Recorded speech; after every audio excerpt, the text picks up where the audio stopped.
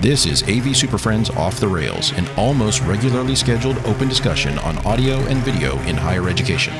We'll sound off about our most brilliant ideas, our dumbest mistakes, and everything in between. And because this conversation will almost certainly go off the rails at some point, we'll end up covering just about everything else. And now, the AV SuperFriends.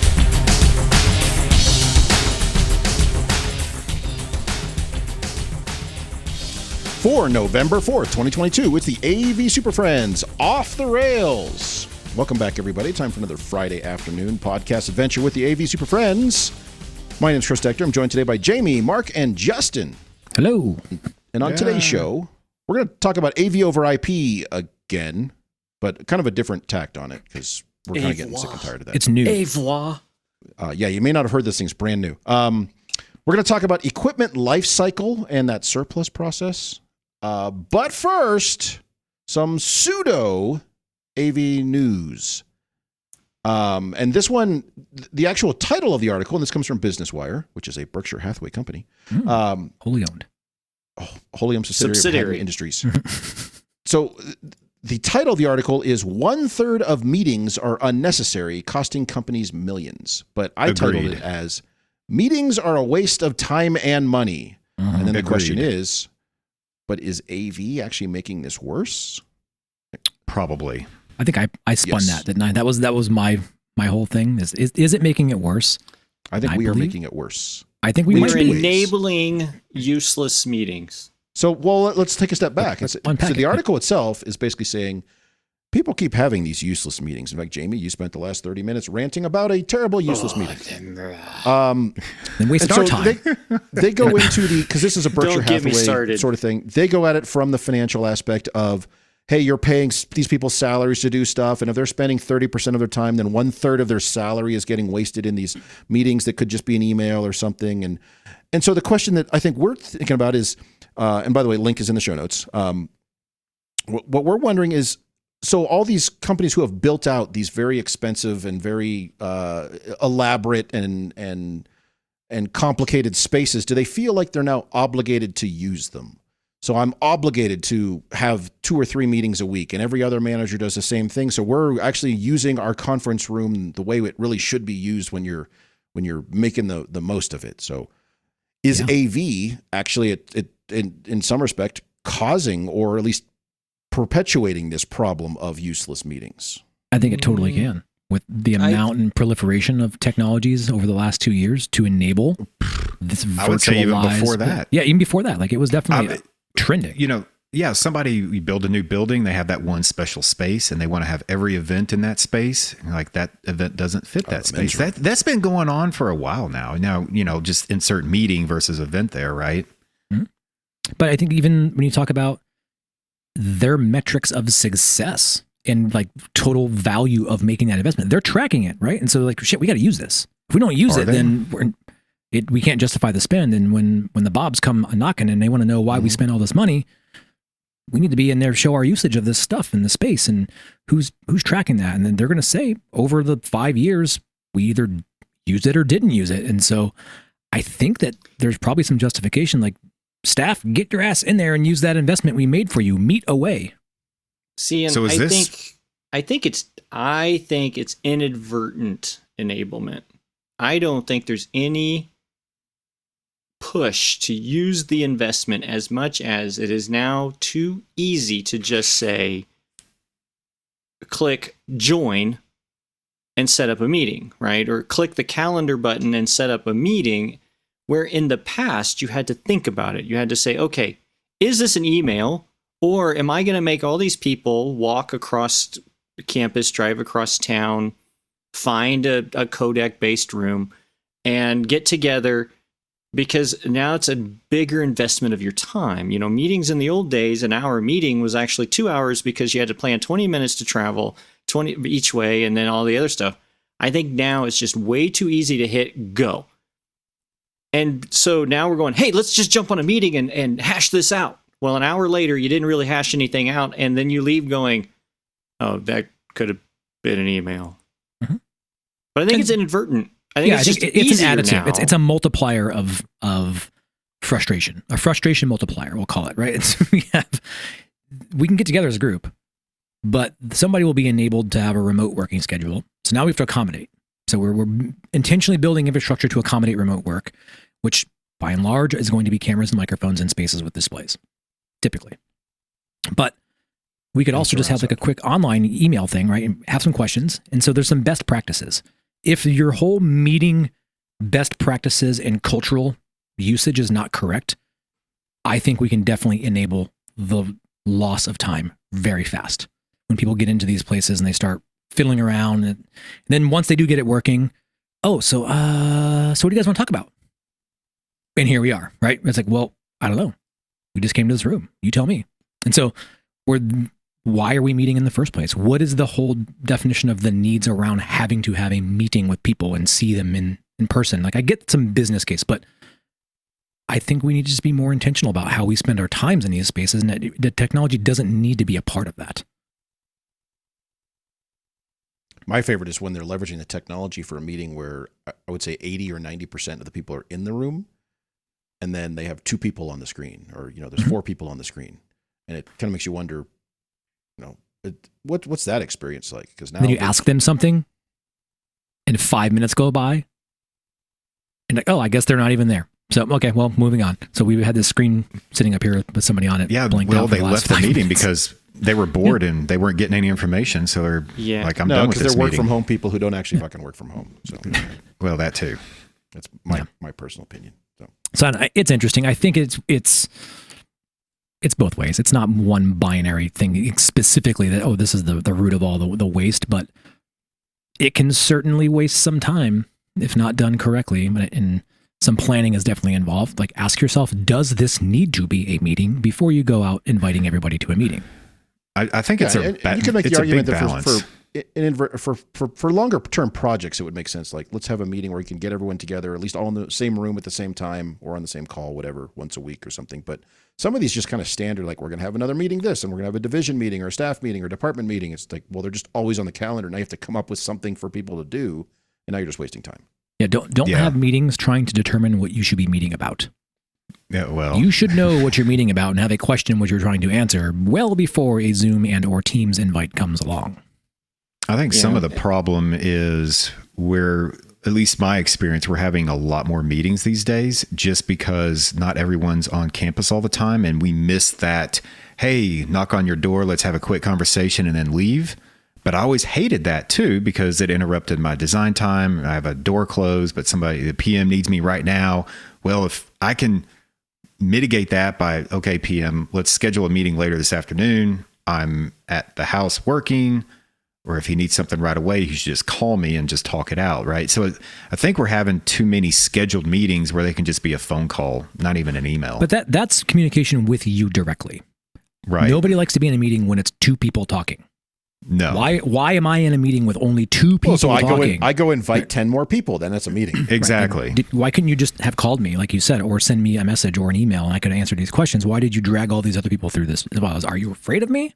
Are you trying to hold me accountable? Like, what's going on here? Why are we in this meeting in the first place? Yeah. Well, it kind of probably depends on if I'm in that meeting or not. Yeah. Are people scared of you right now? Might be. Maybe. Pleading it's more of a personal hygiene thing. They want other people. It could be. Jamie smells bad. I had a former coworker who worked at a ginormous multinational media conglomerate that may or may not have a mouse involved.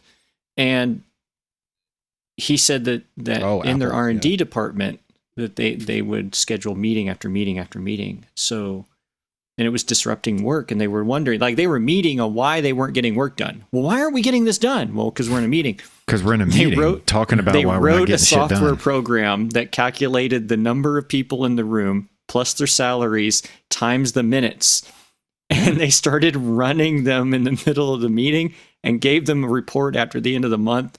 And they had wasted hundreds of thousands of dollars. Of course. Oh, sure. Yeah.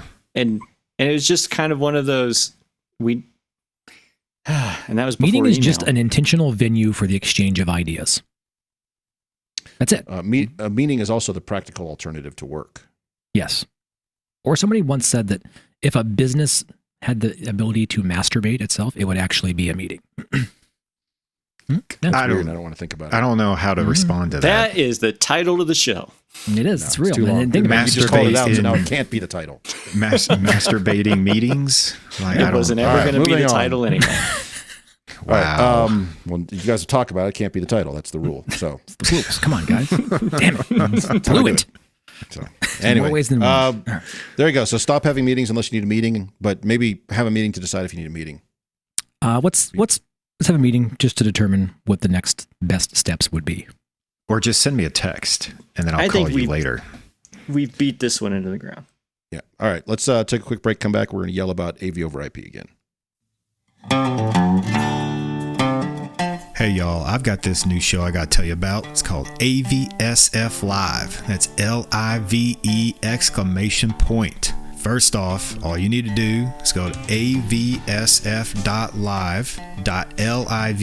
not .com, not .net, but .live. Yes, it's a website, does work. We're going to try out this new live video thing. It's probably going to go over like a hair in a biscuit. You got to check it out. Come to the tweeters and look us up on LinkedIn to find out more information. We'll see y'all soon.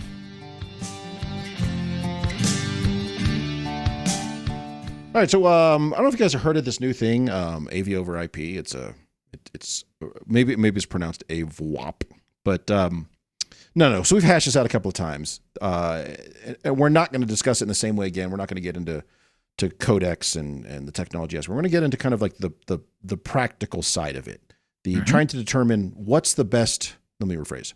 What are some options moving forward? By default, and if you work with large integrators, you work with consultants, or many of you who just happen to use equipment for one particular manufacturer who has difficulty getting that stuff out there, starting to raise questions as to, well, do I need to buy their stuff, or can I just buy somebody else's and make this work? And we've been talking about this internally, just the AV SuperFriends in general. And there's a lot of different manufacturers out there doing this stuff. And frankly, at the end of the day, and Justin, I think you described this as the standardized experience. The people using the space don't give two craps what system is actually driving it. No, they just want to see pixels. Right. They want to push a button or yell into the ether and have picture and sound show up. And if that works and it's reliable and it does what they need, then everybody's happy. Yep. So where do we want to start with this? Do we want to start with kind of our criteria? Do we want to start with a general approach? Do we want to start with kind of what sort of different systems we're looking at, or where do we want to go? Let's jump in by kind of unpacking what is it that you need AV over IP to do, and why would we be doing this? And you briefly discussed it there for a minute, but I can speak to it from my perspective. I'm really looking at it as the transport piece of this. I'm really moving my media around from one point to another. Fundamentally, that's what I'm kind of doing. So that's what I'm solving for. That is the problem. It's a pixel bus. Yes, it's a pixel bus. I'm moving this image from here and blowing it up over there. What does it take to do it? All right. And so that's my first kind of challenge. I may have been stuck in an all-in-wonder box of some sort. So I'm going to rip that box apart and take the transport piece of it out and move it around. What does that mean? Who are the players involved? What does success look like? Fair? And I would like to state, because I've had this conversation with people, the discussion of AV over IP as transport is not necessarily replacing baseband systems like HD-Base-T. That still has a place, still very cost effective, very efficient, very effective to actually get the job done. So if you have a super basic system, I need to get one thing from here to there. Hell, go HD-Base-T. I don't care. It works great. I have no problems with that. Use an HDMI cable if you have to. Or just put a passive extender on there, one of those, and a barrel, and get a fire hose cable and tuck it under the floor. Put a fiber in between that. No. We're just going big copper, Justin. Big copper. Oh, okay, big copper. All right. I wanted to preface that because a lot of people ask, why am I replacing all my HD-Base-T systems with AV over IP? I said, well, you shouldn't be. You don't have to. If HD-Base-T does the job for what you need, there's no reason. However, if you're also one of those people who starts with like a 16 by 16 chassis, because that's where you're starting mentally, like Jesus Christ, that's my shelf. Yes. I got shelves full of 16 by 16 matrices. That's my standard. I have entire buildings, at which point I'm pretty sure those things are structural to the building. Yeah, they're holding it up. No. So it's not to say this is replacing baseband video, but is for a different or potentially different use cases. So I will say, at a certain point, when we start talking about an enterprise, your stable of product that you have to maintain, there is a point where it tips where you may see the value in your AVI over P solution being your kit of parts that extends down into those smaller places that you may not have recognized as AVI over IP like targets. Just saying.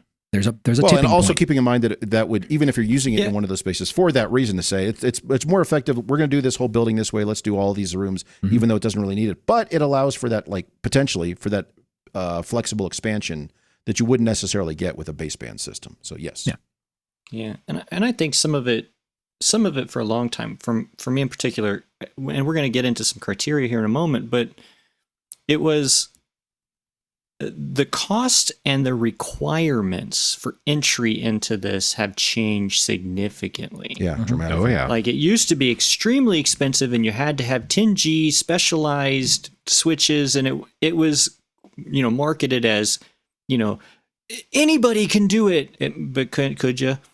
And so now we're seeing that there are more options, and that they are coming down to the point of the regular person can put them in. And for me, that was the biggest change. Like, I'm a regular person and I've got this shit in my house. You're the most regularist. Well, of all. It depends on what subject we're talking about here, but I'm talking, you don't need an ultra educated network engineer in order just to tune up one switch to get this product going. And I will say, I looked at the very beginning of SVSI and was a fair level of IP knowledge base. I feel there is some criteria. You need to be fluent in some internet and networking best practices. I will say when I first set mine up here, I might have blown up my network 3 times doing so. There's a learning curve. So yes, it's a learning tool. It's a learning curve. I was pushing it obviously to also see how far I could push the multicast traffic, Justin. Before it was pushing you. It was kind of pushing me around the house. I do feel as though they've made a lot of strides into making it more rookie friendly. It's affordable now. Friendly. That's one of the pieces. That's one of the criteria. Yeah, those are the things, and I've slowly been wading into these, and what do I replace, and when, and where do I deploy them, and what's the thing, and I think in the end, you shopping for things, I'm always shopping for different items. What's the best fit? You shopping for things, and we started seeing that we had some of the same criteria. Yeah, I think for different reasons. Let's kind of talk about that. So that process.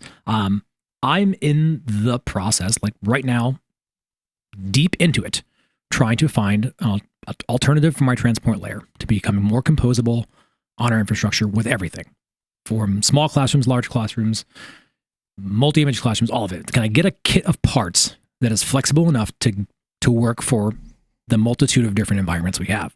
And so I've said, yes, we can do this via AV over IP. What does it look like?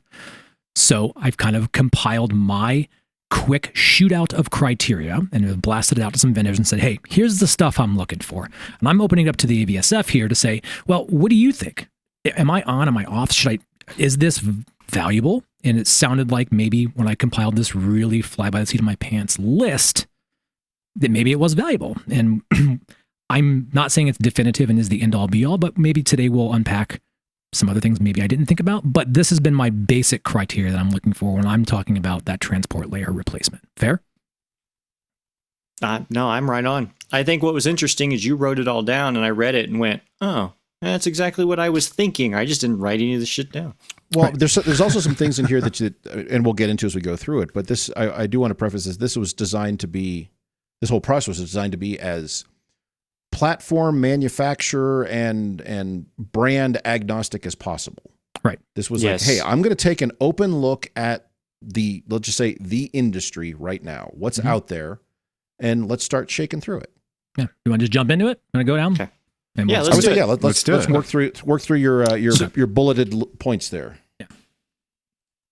So, and I don't think these are in any value order. They're just scattershot on here for my needs to have versus nice to have. The first one I had, because we are looking at this transport layer and we are dealing with third-party systems, the units need to be controllable via third-party central control systems. Now, everybody's going to say, oh yeah, you can control third-party things with this. That's not what I'm asking.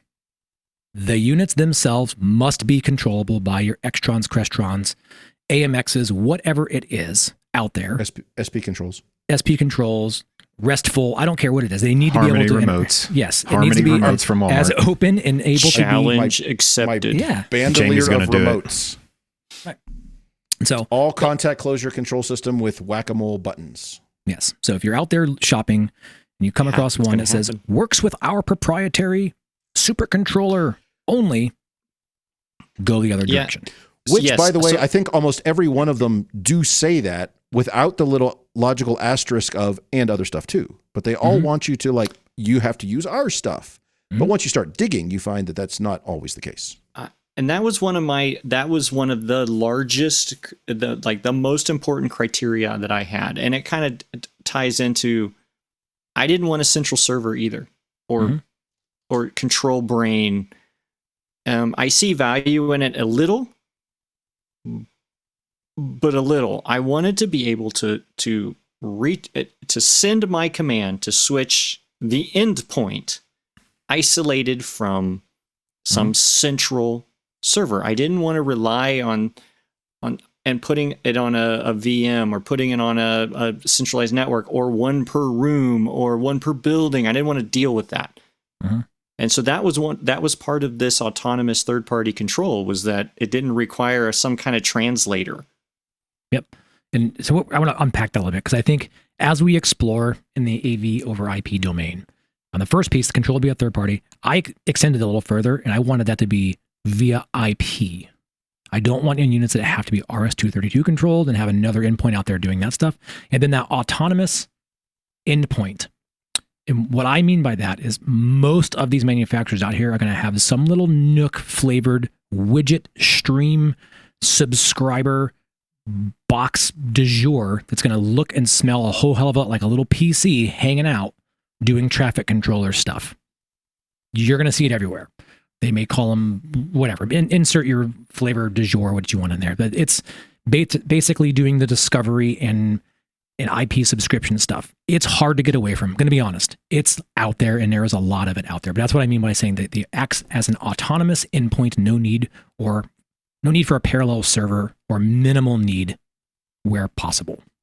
Which is weird, because once you start digging into some of these, you'll find that some like absolutely require everything to go through that mystical little box. Others like basically use it as a way to initially set up the devices and then never again. And it's like, well, then why do I even have this now?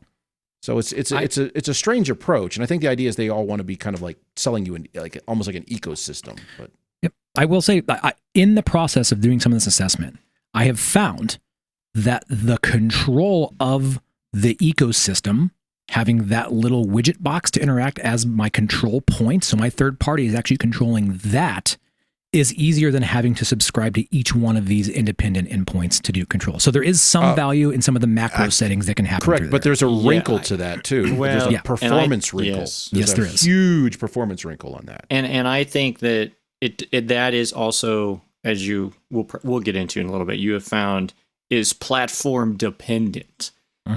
Because I have the two of the ones I tried, I'm like, no, this thing is just it was made set up easier, and then I don't want anything to do with it. Yes. But let's move on. that's very interesting. Okay, what do you got? Then my next criteria, because I had done a lot of pricing breakdowns and kind of as I spec'd things out, my value for me as I scale is I needed to be around that $1,000 per endpoint. And when I say endpoint, input or output with AV over IP. If you don't know, you're basically, when you get into AV over IP, you're going to have one of these endpoints for thing in and for thing out. So I need that price point to be scalable around $1,000 or less. When you did that, so I had the same Z's, except what did you consider endpoint? For me, I got a dual channel encoder, and I actually got it cheaper than $1,000 per quote endpoint because it was a 2-channel encoder, but it still wasn't below $1,000 for one single box. Yes. So I'd say so what did stream. you count? So did you count Okay, there. Per stream. So one endpoint is associated with one stream. That $1,000 or less price point was important for me because over that, it doesn't scale nicely within my current budget structure. So, Mark, what about the scenario? And Jamie kind of mentioned it there. What about if a particular company, and we're looking at this from like I'd like to find this common kit of parts, so I'm going to buy this box, and the company, and it's $850, we'll say. Yeah. But they also make another one, which is maybe more or does more things like that. Mm-hmm. Is that an acceptable? Is that like an ad alternate, or because it builds your capability, but it's not necessarily your go-to default standard where I need to send one thing here to there for my $800, but for $1,600 or what would be less? Yeah. Less certainly. I think $2,000 I can send 3 streams. It's all in play if you kind of understand the math in the buy box, right? And so that if you do the divide by and it works out, we're like, shit, I'm getting a deal, right? If I allocated $1,000 per and this is doing 3 and it's only $2,500, you're saving $500, right? So, and it may not be everywhere. It's not going to be your standard kit, but the ecosystem does allow for you to choose that in your kit of parts. So definitely valuable. Yeah. I would almost see that almost like as an added value to say that, yes, they make a basic one, but there's also this other one over here that in certain spaces for me, certain projects, this might be a good thing a good option to spec, but it's not going to be my go-to default for this, for my, for the purpose of this discussion. So exactly. Yeah, for me it was mostly the encoder, right? Because one of the encoders that I purchased, and we're going to get some manufacturer details here in a little while, folks. But one of the companies I purchased, right, I could get the single channel encoder for $1,200 or the dual channel for $1,600. Well, actually, when you're encoding, chances are you probably have more than one device sitting there, or 2 computer screens, or a computer and laptop, or a Blu-ray, right? And so that was a big difference for me. Just for that, I want to use every stream. For fun. I want to make sure all the that I'm streams all the saturating time. Oh. And I may not need it, but that just gave me that. Now in decoders, look, I don't know why you need more than, but that's just not me. Yeah, somebody out there screaming, "What about this video wall?" I get it. Yeah. Okay, that's different. Just hang on. Yeah. All right. Just play along. So, next criteria for me, 1 gig. I need the 1 gig uplink in media connection. Like, I love the fact that the industry's out there doing 10 gig, doing fiber, all that stuff. Cool. I don't have the infrastructure to be doing that everywhere. I do have some really sweet ass CrestNet infrastructure that's out there that I can throw things on and get 1 gig through and lay these things on there and have some success. It makes me retain the value of the investments I've already made in the space. So 1 gig. Are you finally getting away from the Cat3 infrastructure? Well, I'm actually weaving in new wire within that jacket, so it's more cost effective that way. The old method of stacking 2 Cat3s. I'm still putting the Cat5e to coax and then modulating network adapters. Yeah, doing it over a Mocha. Yeah, exactly. God. But no, this was, I think the 1 gig was, it's interesting because I think it hits perfectly in that what's adequate. We talk about this all the time on this, is like in higher ed, 90% of the time, adequacy is perfect. The next criteria is going to come into that, right? When we start talking about 1 gig, my basic off-the-shelf switching that is capable of IGMP and the like is going to have 1 gig ports on it. I'm not going to pay up for a bunch of 10 gig ports on the space. Well, I'm not saying it's not out there and it's not of value. Just for my immediate needs, I just am not going to value it. So here's my thought on, let's pause on 10 gig real quick. I want to hear your thoughts on this. So as we go forward in the future, do we think that compression algorithms are going to be more efficient, and maybe we don't need 10 gig to do what we need to do in the future, even though we need a larger pipe? I think you're seeing it right now. I think the algorithms got to the point to deliver what we need via 1 gig. All these people out here are saying, well, you guys have to do 10 gig because that's coming in the future. And my argument is, well, if I wanted that high bandwidth that requires 10 gig today, what if I just wait for the algorithms to become more efficient, and then I'd still need 1 gig to do what I need to do? A lot of that argument goes back. Yeah, it goes back to 1 gig. Everything goes back. Oh, Jesus. The reason we're doing this is because we can just change the endpoint. Right. Exactly. Right. This is not. I don't need. This is not going to last that long. This is a This is a 5-year plan. Exactly. Right. This is going to live for 5 years. Right. Exactly. So why do I need 10 gig now? Why do I need to think about 10 gig now? I can make the justification that if I was building a new building right now and there's nothing there today, and I'm putting an infrastructure to it, yes. Give my Cat 6 and all that. Give me the 10 gig capability. I'm not going to do fiber.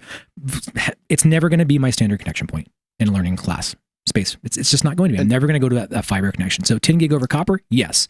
I'm not going to be at fiber as a standard. It's not going to Justin, to your question, there is no downside to doing that, but you don't need that right now. You're more building for the future sort of thing. So but why would I need it in the future if I don't need it today? Because my ceilings. Let me rephrase. You don't need 10 gig in the future. You need 10 gig infrastructure, 10 gig capable infrastructure. Because to your exact point, to me, 10 gig infrastructure means, yes, I can send you one awesome stream, or I can send you 10 very good streams. Yes. I can send you 20 adequate streams. There's a lot of capability there. That's the beauty of this. Yeah. So I get building infrastructure, but I just don't understand says we're going to upgrade our buying business school into to do 10 gig all over the place. Great. I will use that at some point. I'm not telling them how. Not today. I'm just doing, and that's why I don't value the 10 gig in. I don't either. Right now. And there's a place in broadcast and things like that. There is a video wall. For anybody out there screaming at us, look, we understand that there's the offshoots of places where it's absolutely critical and appropriate. Your standard classroom is not critical nor appropriate to put in 10G infrastructure or 10G endpoints everywhere. Right. I would even argue that large auditoriums are not either. No. And so the next number is a basic classroom. Yeah, the next number I think sheds on this. To me, I needed my endpoints to be built around 1080p as a standard resolution. If I can successfully do, I know that sounds crazy. Oh my God. So 1080p cannot handle 21:9. So Mark, can I while we're on this topic of 1080p, can I just let a thing to the industry out there? No one cares about 4K. There we go. Moving on. That's later on. But so in that 10 gig, that 1080p piece plays into that 1 gig. If my 1080p is perfectly adequate, guess what? I don't need to be at a 10 gig infrastructure. I don't need to be at a 10 gig endpoint. There's plenty on the market right now that can do this at the 1 gig connection. So I want my field of approachables to be widened. So I just minimize it down. 1080 is where I'm at, my sweet spot. That's what I'm building around.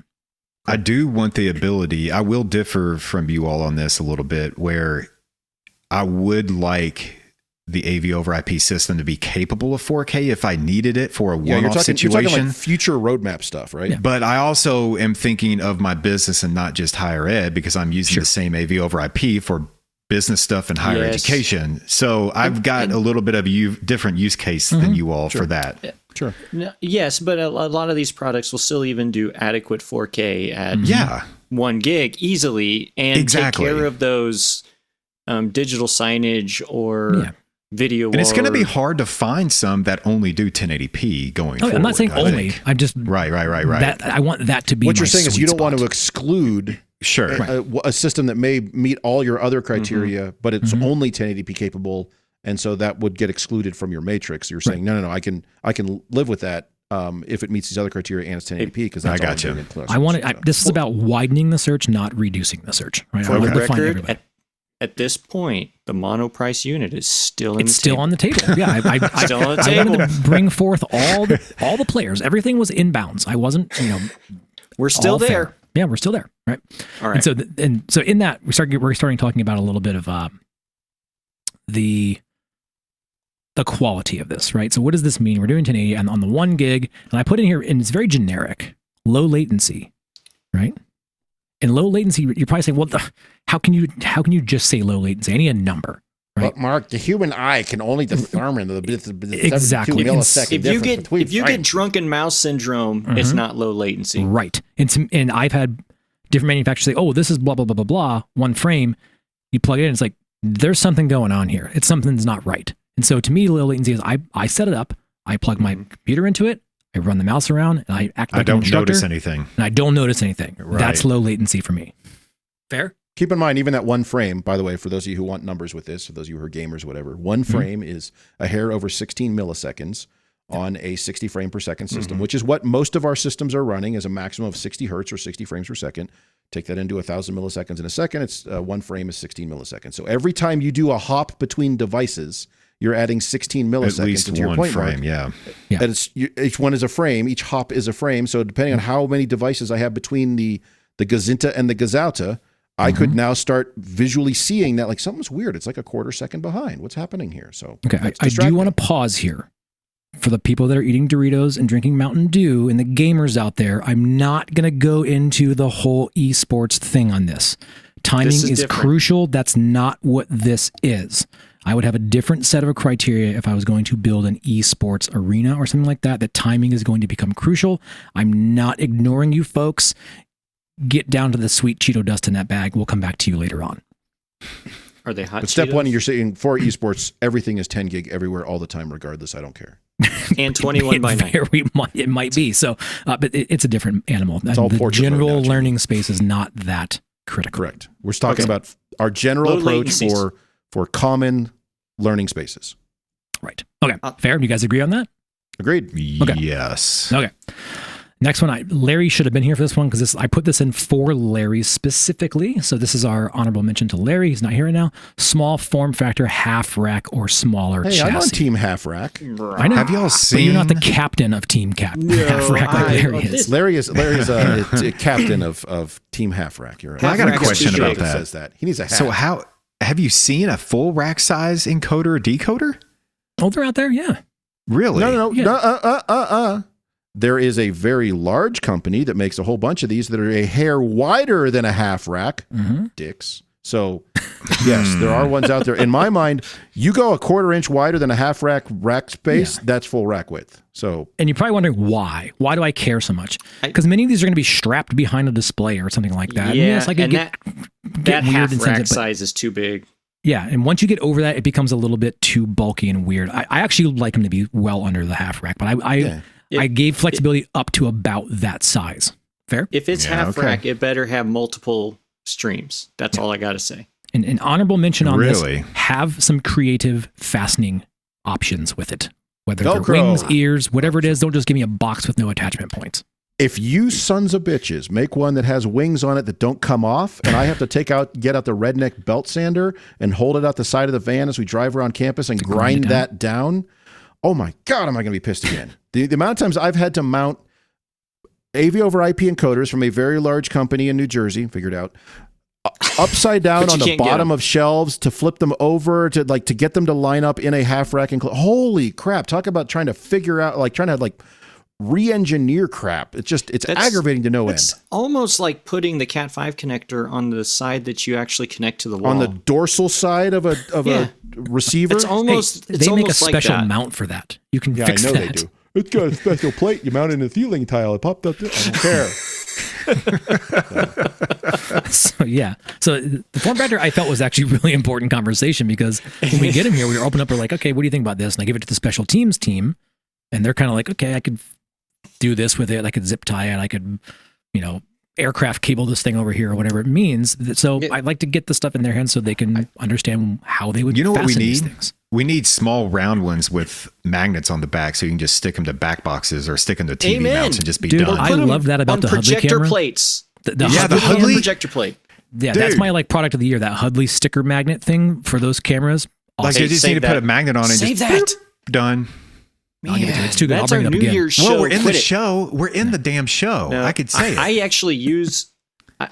I'm actually a huge fan of. They use sheet metal and not aluminum for their enclosure because I can put a magnet on it and stick it to the. You drill into it because I've done that too. No, that too. But the magnets, if you go to a local marketing company and they misprint the car magnets for Papa John's where it says Papa Joe's, you can get those cheap and you cut them up. Are you saying that you've got AV over IP decoders mounted with pizza delivery magnets somewhere? Who doesn't, Chris? Everybody has this going on. Come on now. Actually, Jamie, if you were in your actual office, you could turn around right now and grab one of the big Cisco ones. Yeah, the Cisco ones. I cut them up all the time, and the sheet metal ones you can stick to the Peerless projector plate. So now you don't have to have some weird set it on top of the projector tie strap at some place. You just stick it to the mount. Pieces of wood. and you can see it from the floor. It's right there.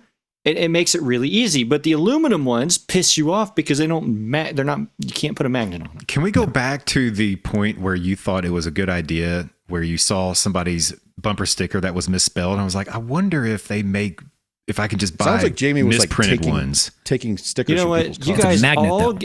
You guys all give me a whole pile of garbage because I have these ideas, but yet again, we went to Home Depot earlier today and bought speaker covers, so I don't want to hear it. Yes, that's a different topic. I don't want to hear it. That's a different show. So my redneck engineering. By the way, Jamie, no. I appreciate the redneck part of this. I'm just wondering how Jamie's brain, like, what triggered you to think that was Jamie walks through parking lots with a screwdriver just in case he can pry something off of somebody else's car. The bumper stickers that are misspelled, they just probably throw those away. So I can just go find those and cut them up. Yeah, so, you just go ask. Yeah. Well, and if you're really cheap, the company that prints them, or if you're really cheap, you just take them off the side of the Time Warner cable contractor. You just take them off the side. Are these companies like gas stations in Missouri? Like, where do you find them? Do you go to the newspaper? And all right, let's move to the next one. Mind, man. This is super interesting to me. That's it. This next one should have been a little bit further up on my list, but it fell off. It should have been around that 1 gig thing, and it's PoE. These things have got to be PoE powered. So when you say PoE, is that any flavor of power delivered over the same category cable, or do you mean PoE specifically? They need to be PoE. I'm generic. Reasonable. I don't care if it's PoE plus, whatever my switch is capable of doing. Well, that's not some proprietary PoE, off the shelf PoE. PoE plus I stay away from, even though that's a standard. And I'll throw it out there. The QSC 90 watt PoE BS, give me a break. Let's make this a little bit more, like you said, off the shelf network switch. If it's plus whatever, that's pretty normal. But if I have to go abnormal, come on. Yeah, it just raises my costs a little bit on the back end for plus. Are we talking like type 1, type 2, PoE plus, PoE plus, type 3, type 4, which is what UPoE plus E plus? I would say the first couple of those, I wouldn't get into the boutique. Yeah. Yes, first. And so, Jamie, to your point about the ones that do require plus, I'm willing to make that exclusion on occasion, knowing, of course, that will get better as we go. But it is a challenge to say I need every room to have a PoE plus E plus E plus E plus E plus E plus E plus switch. It's not going to happen. I hate the marketing that says it's PoE, and then you get it, and you're like, oh my God, there's not a switch on my campus that provides this. Right. Yeah, and exactly. This is about my pure hatred for wall warts. Industry, if you're out here listening to this, get away from it. I don't care if it takes you another 6 weeks to get your thing UL listed or whatever it is. Figure it out. Or also, if it's PoE plus or PoE, stop shipping the wall warts, because I have boxes of them that I really hate to throw away. A lot of companies don't. Yeah. Okay. So how to get that out there. Next is the most critically important for today's market. Which rules out about half your list. This is probably the single most criteria piece that will eliminate at least one, potentially more options that may exist. Well, and to be fair, you're eliminating things right now in November of 2022, but down the road, this may not they could be come back in. The criteria, we could reuse it again. The tool's reusable. Feel free, if you want to print this out, go ahead and put it on there, get it in your VR goggles and assess accordingly. Shipping. AV over IP bingo, is that what we're shipping and deliverable within 6 weeks of me issuing a PO. 6 weeks is actually pretty liberal. I'm giving you a lot of time, I feel. To cast that wide net, I need it here. You get the money when it gets here, and it must be within 6 weeks. And there are companies that can do that. Oh, there's lots of companies. Lots of companies that can do that. Yeah, and exactly, which is why we went through. It was really interesting in our planning sessions and things when we went through this, because we were starting to say, "Hey, have you tried this? Have you tried that? Have you tried this?" Because 6 weeks was the challenge. That's why we started this list. And some people out there right now are thinking, it's weird to think about it this way, but they're going, 6 weeks? Well, why would you need something? 3 years ago, that was like a long time. Like, why is this taking 6 weeks to get? So, I have one to add to your list, Mark. Okay. We haven't even got all the way through it yet. Yeah, we haven't got to the nice to have yet. No, on the need, You think on the it's criteria. some critical. You get a critical. I have one thing that we missed here that was critical Multiple in my colors selections. for the enclosure. No, I just, never mind. I won't tell you because you guys don't appreciate my solutions. I appreciate you, nothing. Jamie. He's full of it. I automatically scratched off any company that had to have a commissioning service to get it to move. Ooh, good point. Okay. If I had to contact you to rubber stamp my idea and then to come out and tell me that I did okay, no, you're not getting my business. And so there's another one in there as well, in the same line of that thinking that came from my compatriot here. We'll put this as the Don DeMello piece for out there, Don, if you're listening. Warranty of 3 years. He really wants to see a warranty of 3 years. Great. 3 years now only, you just or knock at least 3 monoprice years? out. It's done. No more. Just he felt monoprice. that was the sweet spot. A warranty for 3 years, and then but a product that could last beyond. But the warranty period he wanted to see 3 years to be in line with a lot of the other product that we have on campus. Now, can that So warranty that- of 3 years come paired with a capacitor that will fail at 1 day over 3 years? If it gets me 3 years, cool. I'm just at And then that disposable mindset. Explodes and catches fire? I got a question about the criteria. So, what about control IOs? Did we miss that? Are we thinking of that? Because that was a big one for me. I really needed that RS-232 or IR because of, again, not higher ed, but more business stuff. For antiquated systems, I can easily control a cable tuner with IR on a encoder or displays I think that falls into RS-232. the next category. Yeah, Sure? I think it does for me, Justin. And I think you all know that our programming stance here is we try to do IP for our command and control. We do. So I didn't need to necessarily have that as a called out need to have off of my endpoint. I didn't need RS-232 or IR. If you're controlling in the actual sinks and sources with IP, so you're pulling multiple cables to these locations then, and it's separate. Most of them are already there. Not always, because some of these will provide a courtesy port on both sides. Yeah. So, and that's we're going to kind of get into that in the next phase. Let's move into the nice to have, because I think that's where we're going to start to differentiate. And between by the some way, of this Justin, I stuff. just added everything you said into our nice to have. Yeah, I was just kind of Nice to thinking have. through some of that. We'll post this text form out there. I will say I'm going to stand firm on the multiple colors or enclosures. That's You're going to go that route. You're going to die on that hill, huh? Pink on. But you can have dark If I gray. can't get them in school colors, then it's with not my logo on it. With You my can logo, have dark gray, absence misspelled of Papa white. John's logo on the back. And I'm going to stick it behind a display where nobody can see it. That's right.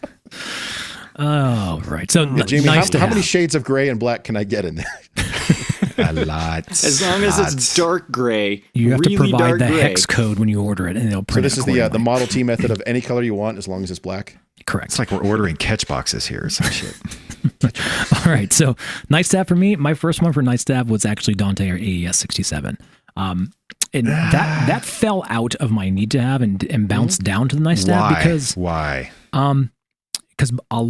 in the composable architecture that I have a secondary DSP more likely. Most likely I'm going to have one there. We have moved to Dante enabled DSPs around.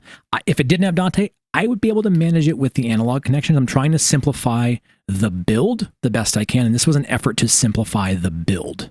So let's go back to that analog connection. So are you assuming that every source has an analog connection, or are you assuming that the AV over IP encoder has an analog D-embed on it? Many of them do.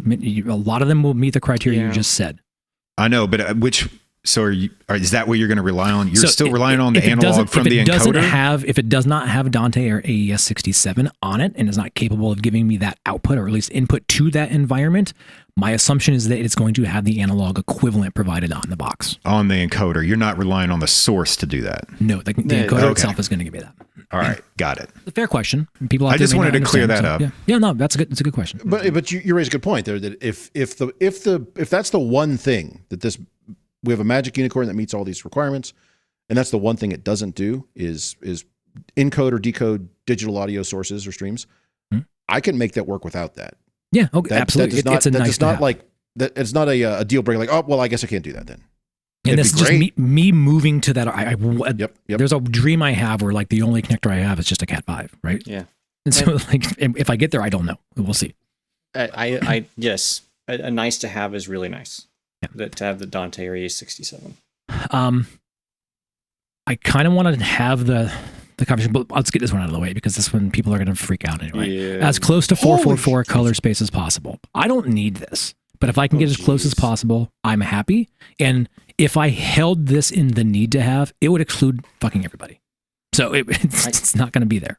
I don't so we can watch TikTok and 444. What? Yeah. So 420 is good enough for me. I'm good with 411. Exactly. 420. Let's talk about that. 420. 420 is good enough for me. When we look at the ones we are assessing, 420 seems to be the agreed upon, like, acceptable usage. The good enough. Yep. Good exactly. enough. Adequacy. All right, going to get into it here. Right. So, to me, this one, I could make the justification that this needs to be in the need to have criteria, but it excluded too many manufacturers. HDMI loop out of the input. And there's a reason why. And it's nice to be able to throw a computer in there and loop that out as a secondary monitor and bring that over instead of having to rely upon extra outputs and stuff on PCs. That's my primary use case. And I know there's people out there freaking out saying don't do that. But it offers us a level of convenience with the hardware and PCs that we don't have control of in our domain. You know what else is useful for? Troubleshooting. So Liberty has that, right? They have the loop out. And there was a few times where I thought we had a bad Liberty box because of what we saw on the network and what we saw on the display. Ended up being the source device. And I just checked that with a field monitor on the loop out and like, shit. Look at that. I like seeing them. Yeah. Yeah. This falls down to the bottom of my nice to have list, but I could be convinced to move it up.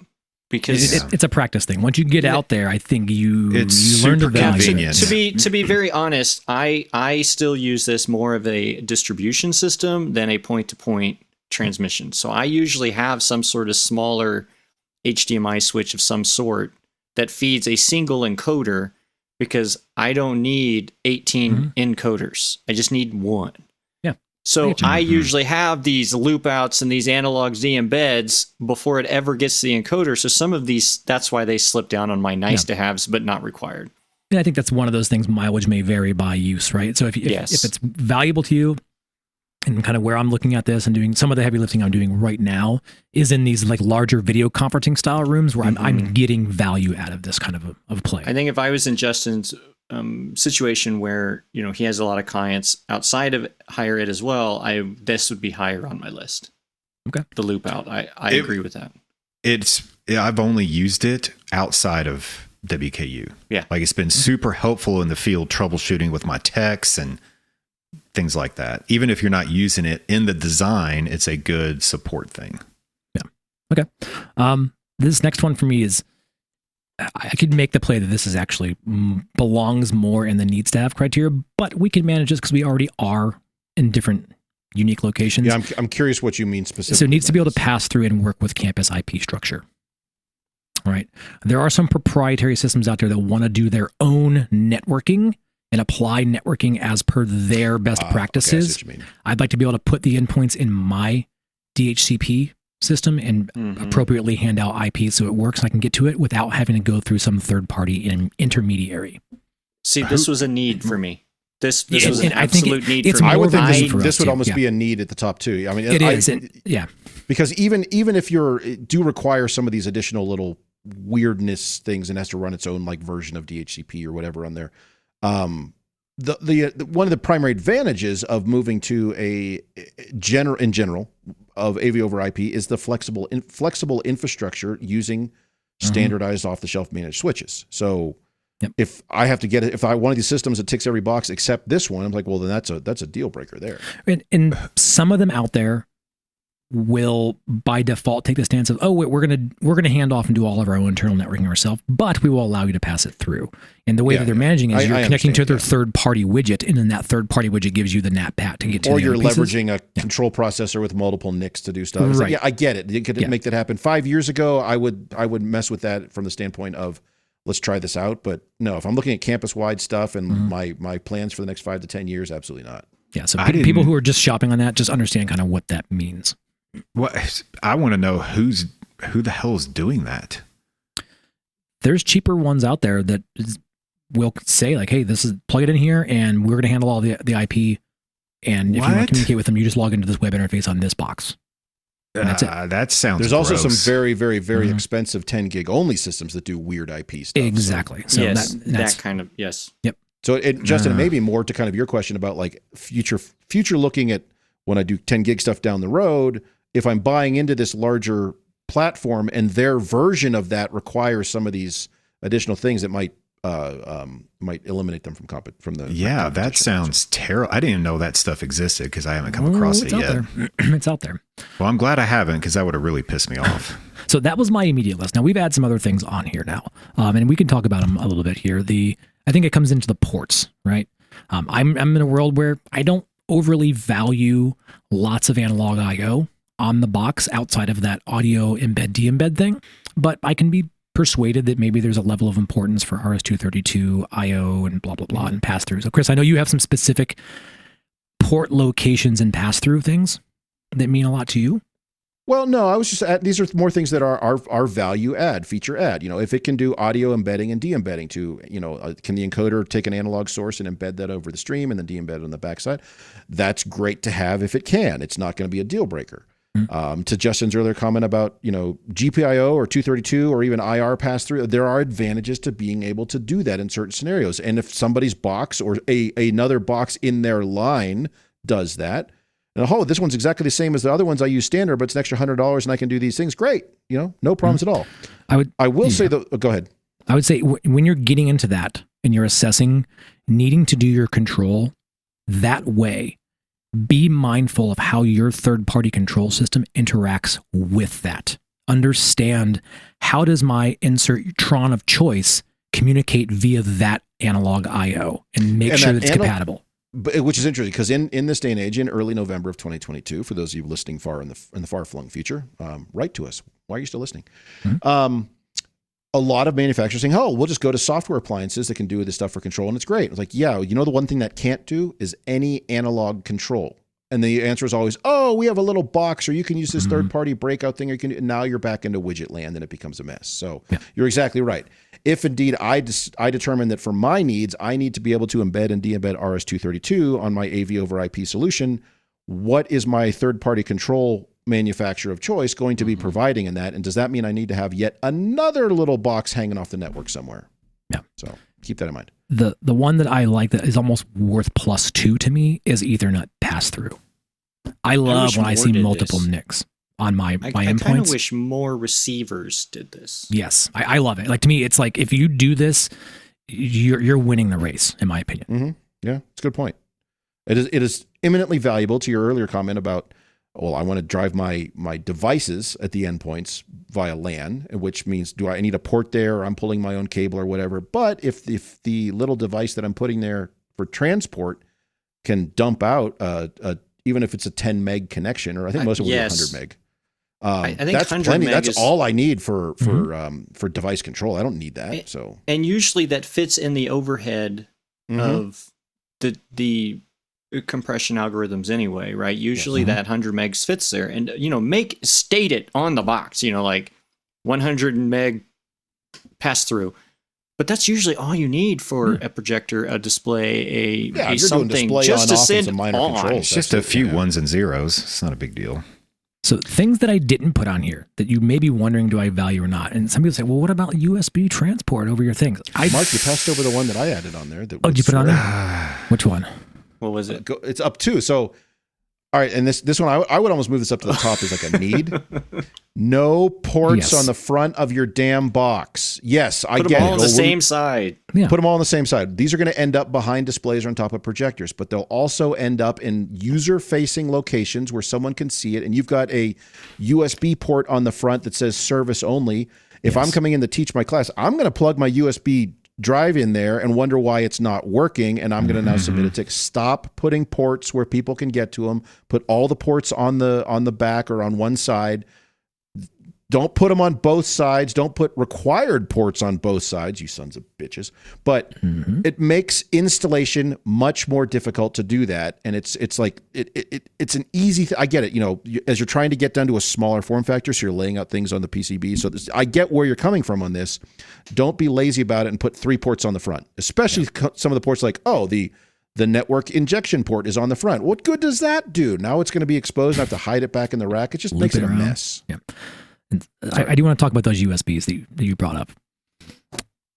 Everybody likes to throw some USBs on there and say, we can do this, extend your keyboard and mouse and stuff. But what's the first thing that everybody asks when that happens? And they see them in there. Well, can I put the camera and microphone in there too? No, you can't. Some of them can, but by and far, the rest of them cannot. So I'm not leveraging for that. So I'm not even shopping for the ability to do USB transport, because if you refer to other shows, don't do that. Yeah. Don't extend USB. And I think a lot of those peripherals that everybody wants to use, not keyboard and mouse, that trips that bandwidth issue, right? Now your compression, whatever that is, codec, you've just tripped over the top of your 1 gig. So I just no. Okay, so that's how I saw the lay of the land and how I was valuing my AV over IP shootout. What about being able to route video and audio separately from one encoder? It could be a value to certain folks. I've seen that. Yeah, I've seen it. I've seen that in there, but I don't know where I would use that, because you just design around. That seems to me more of like a Band-Aid, like, oh shit, I forgot to do this. Let me hurry up and... I don't know why you would design... This goes back to the AS67 thing, right? So I did use this with my encoders, and that's where the AS67 came in as really valuable, because my DSP wasn't in the same location.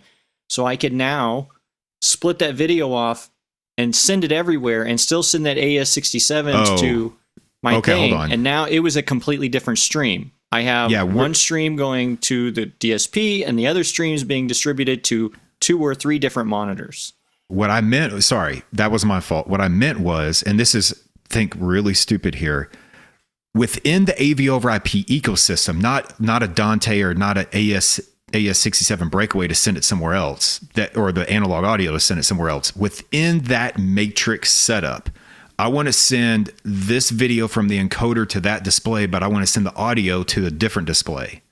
Like, you can separate USB audio and video routing within the matrix. Why is that there? Did they just put it there just to put it there? Or like, what does that solve? I couldn't think of where do I use this tool at? But I've come across that before, and I just couldn't think of why I would need it to do it. Anyways, that's what I really meant there, not just audio de-embedding over analog or digital. Well, no, but flexible separate audio, or flexible audio breakaway for separate video and audio routing would definitely be an advantage. Okay. Don't extend USB. But don't do that, right? But to different, it depends. If that's in your 80% and you value that, by all means, like, go through it. I think this is not the definitive tool to assess by. I do have an assessment matrix based on these kind of criteria as I'm going through, and to put a number on it as we look at it, right? And I do want to have a quick blow through of like the candidates that are kind of meeting these criteria. They're meeting a lot of them, if not all of them. Well, I would say let's just start with, like, here's their list of candidates that were all between the 4 of us on this call and others as well. These are all the candidates we're looking at. There are some commonalities here, but I'm trying to compile a list as we go to say that we're going to do this as from the standpoint, and we'll make this information available from in like a white paper format or something similar. But no one has done something on this scale, so it's worth it to us to say, look, as we look at kind of late 2022 and early 2023, here's where things shake out. So you want me to just rattle through these? Yeah, let's just rattle through them, because I think, and this is not in any order of importance or alignment or who we think is better than not. These are just all the ones that bubbled up. Yeah. And I think it's also pointed to note that some of these we've actually deployed, so we have firsthand knowledge. Some we are in process right now, in-depth testing to these criteria. So we're not completely finished shaking this tree. These are just the ones that made the short list. Is that fair to say? Yep. And also, to your point, Jamie, these are all ones that one of us will physically be testing these in a live environment. Not like, well, I read the spec sheet and it looks good. Or that we just got some online demo. Like, I saw the demo. No, we've put it through its paces. Yep. And some of these have been cooking. Yeah, some of these have been cooking for over a year now. Yep. Yeah. Okay. Chris, rattle them off. Let's talk All right, about it. So candidates-wise, in no particular order, and we'll add more as we go on this, Evertz, QSys, Visionary Solutions, AV Pro Edge, Liberty, BirdDog, Magewell, Biamp, Extron, Atlona. Jamie, you have NDI on here, which is more protocol, not necessarily hardware. I use the BirdDog version of NDI. So you're talking BirdDog there. But KiloView makes an NDI versions of that. And so NDI is BirdDog, just put those together. And you may not think of that one immediately when you come across this kind of practice, but technically when you look at it, they are kind of meeting that criteria. Yeah. Oh, well we never even talked about protected content. Well, but especially since, Justin, that's a protocol thing. We're talking hardware at this point. But as we look at the manufacturer specific, this is not necessarily, we're looking at the hardware side. So there are some here that are going to cross over and do multiple things and will be compatible, but this is just our list. So. Well, but we have at the top of the list, nice to have Dante AES67. That's a protocol. Yeah. So that's what I meant by HDCP. Nice, I just thought of that. I had to have protected content supported in my choice. Sure. So that was for me. No, I had to have I'll that. give it to you. We'll give you the points. We'll give it to you. You made the list. You're on the nice to have list. Yeah. You get one for Christmas. I think it's important to note that we did not say interoperability. Right. Because it's not really a thing. Yeah. So that's would like in the future, but right now, no, that we did not mention that at all. There was one more that was figured out on the list that I don't know if you got it. And was the ZV line was in there as well, as it technically meet a lot of my criteria as well. So the ZV and Kramer, they're kind of the same. They're in there. But I haven't touched them. I can't say, right? I haven't gotten the new Kramer stuff yet. It is intriguing, but I haven't been able to assess it. So some of these we have not touched. And as we build this list of criteria, it also will inform future testing too, because somebody may come out with something next week that looks really cool, and we should get 2 of those to try it out. So and moral story is when you're looking at this level of your build, this transport, there's options out there, and you don't have to wait to Q3 of 23. You can move, and you can today plug them into your Crestron control world. You can plug them into your Extron control world. And you can get by until maybe that preferred product is available. You can still do things, and it plugs into the infrastructure that you're already used to. That was one of the big things with this. And Jamie, to your point there, one of these, it's not just a Band-Aid solution that you might work until your preferred one becomes available. One of these most likely would meet your criteria and become your preferred solution potentially. So yeah, cool. So that was it. That was the homework. There was text messages going on that led to this conversation. But yeah, I want to hear from you guys too. If you have ones that maybe we're missing and you'd like us to assess or whatever it is that you think meet the criteria that we don't know about, we didn't bring up, by all means, let us know, because this is an ongoing assessment and we'll throw them in the ring here. Or if you're a manufacturer and you are coming out with one, please send us 7 encoders and 7 decoders each, and we'll be glad to test. And the video wall that goes with it. And the video wall. Yeah. Yes. And 7 Blu-ray players. No, I don't want to play. So. All right. Let's take a break, and then we'll dig back in that a little bit. What do you think? Chris, fair? Yep, do it. Do you have a question for the AV Super Friends? A topic to suggest? Or were we just really, really wrong on something and you'd like to give us a piece of your mind? Well, don't just yell at your computer. Send us an email, and we'll actually read it. mailbag@avsuperfriends.com. We're always looking for good ideas to steal, discuss openly. And if your message is just full of great stuff, we might just invite you on the show. Mailbag@avsuperfriends.com. All right, so for the final segment here, I think we teased this as equipment life cycle and surplus. And Jamie, you brought this up the other day. And I'm going to turn it over to you in a second, but I'm going to phrase it as, are we still handling our getting rid of old stuff the same way we were 2 or 3 years ago, 3 years ago, maybe? Yes. Yes. That's what was my question the other day. Thank you, everybody. We're out of here. We're done. Yeah. We're done. No, because I had the technical crew who warehouses all of our equipment said, hey, we have to clean out one of the spaces, and we're going to get rid of stuff and surplus things and whatnot. And we have had a whole show on surplus and using old equipment, and I don't want to rehash all of that. But it made me think, in today's environment where some things are more difficult to get than others, has it changed the way that we view some of these older pieces of equipment? And are we, A, keeping things that we typically would have just trashed before? Or B, are we just Surplused. getting rid of it all because of the AV over IP thing? And I personally am treating it the same as I always have, but I am probably a pack rat. I keep things around that I shouldn't. And yet there are also items. Some of them are starting to smell, by the way. I want to let you know that. Some of them are. You can get rid of all the food wrappers. You don't need those. What? My toenail clippings? We need to have a hoarding show with Jamie. Intervention. But it's things like look, the first version of MLC controllers, right? We had hundreds of them. And I normally would, if it was still good, I might keep it around as a play toy and things. But now I'm like, look, there are small push button panels that I can't get right now. And this would technically turn on a monitor and make a switch. Is it a pain in my butt? Yes. But it does it. And it's something that I might have gotten rid of up until about 2 months ago. I just was curious. Have you guys changed at all? Well, so here's the line in the sand for me is that if we have to break out a laptop older than Windows 10, that piece of equipment goes out the window. Because we've had shit, because you got to remember, here at WKU, we ride shit till it dies, right? And just ride that thing hard. And there's a lot of times where we're still supporting these Clear 1 DSPs made back in like 1940, and you got to break out the Windows XP machine with the certain software. And I saw one of our techs doing that a couple years ago. I was like, dude, what the hell are you doing? He's like, got to fix this shit over here. It doesn't work. I was like, dude. I actually like that requirement. If it requires anything less than Windows 10, it goes. And you could make that that that would be an easy one to make a university policy. Yeah. And like everyone's going to sign off on that. Like, we can't support this device because we can't get a computer that runs Windows XP that runs this specific software to support said device.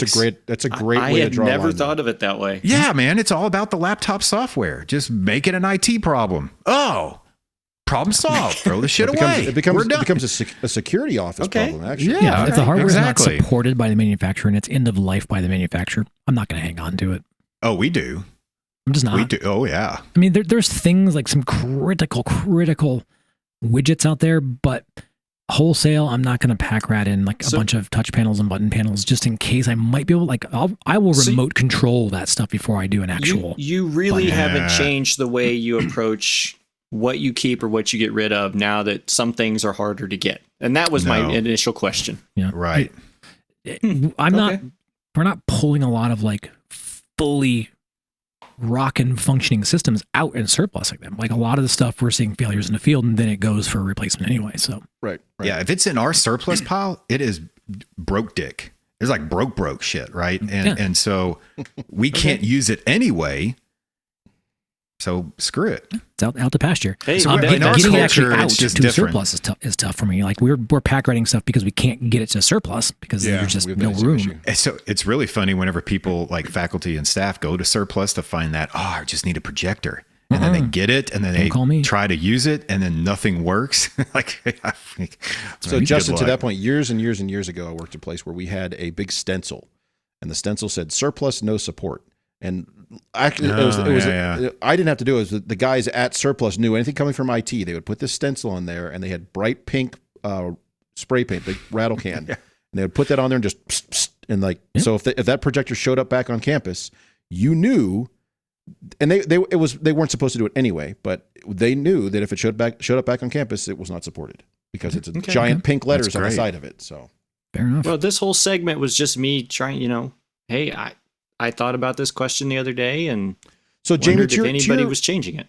To your initial question, I would say I am probably a little more not reticent. I'm a little more circumspect when I say hey, this stuff's coming out, let's get rid of it. I'm like, I'm going to hang on to that and that and that and that and that because they're still supported. They still work. We still have other ones out there. I'd like a few more extra spares of those. Now, some things like, for example, I don't know, DSPs or something. Yes, if I'm pulling a Nexia that doesn't have any sort of network connectivity, I'm not going to hang on to it. But, there are Fortes out there that are almost 10 years old. I'll pull them, set them aside, and they still do their thing. So if they're still in my kit of parts that I would deploy out, or if there's they're used, I'll hold on to them. But if they're not in the supported kit of parts, there's a certain point where like the shelf space is just of value to me. Now, I will say, regardless of delivery timelines and things, if you have a short throw lamp-based projector, I may pull that of my own accord and surplus it when you're not looking. So bulbs. We use those old lamp projectors as spares. So whenever a projector dies in a room, we have to throw that in until we create a project to get a Justin, brand new we were projector. still buying lamp-based projectors here 4 years ago. Yeah, so, we actually, oddly enough, in the pile right now is the last lamp-based that's not being used. Can I send you 200? So anything on the shelf, anything that we have as spares, all of that is lasers. Good for you. And if a lamp breaks, it becomes a laser. We're not doing lamps anymore. That's typical. So we are guilty of, I'm going to kind of circle back to the original question here. We are very guilty of not robbing surplus, but robbing from our spare parts. And we got to figure that shit out quick. Oh, yeah.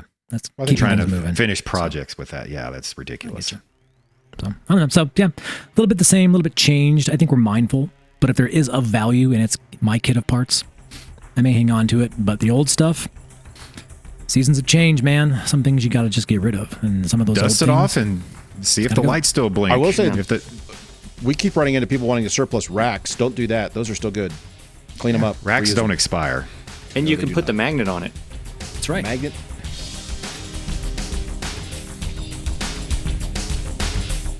Well, we've managed to ruin yet another episode of AV Super Friends Off the Rails. You can contact us with questions, topic ideas, or general complaints at mailbag@avsuperfriends.com. If you complain loud enough, we might just invite you on the show. Nice work, everyone. Sharp broadcast. Really good. Everyone on the floor as well. Really a lot of hustle. I liked it. The opinions expressed by the AV Super Friends are solely those of the individuals and do not represent their respective institutions, organizations, companies, or clients.